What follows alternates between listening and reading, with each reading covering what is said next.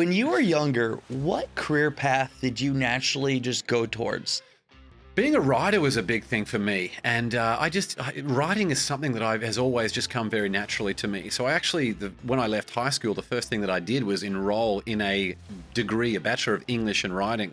Yeah. And I'll never forget, the professor there said that if you put your hands up if you want to make money from writing, and everyone's 200 hands went up.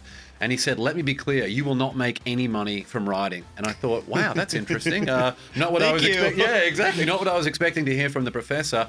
So the next day I enrolled in a dual degree that was still English and writing, but also adding the business component from there. So writing, fortunately, is something that I've now, I take great pride in how the finished episode of these shows appear.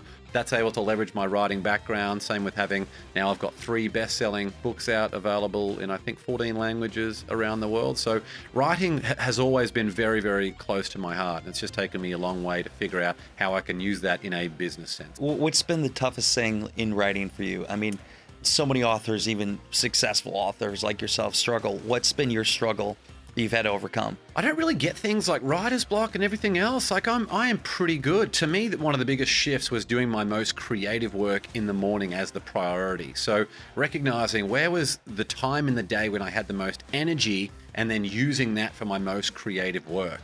Most people wake up, they want to pick the low-hanging fruit. They do things like email. So now I only do emails when I'm tired, when I can do things on autopilot. So that was a huge shift for me. I like that. Yeah. So what has been the single biggest decision that's made an impact in your career today?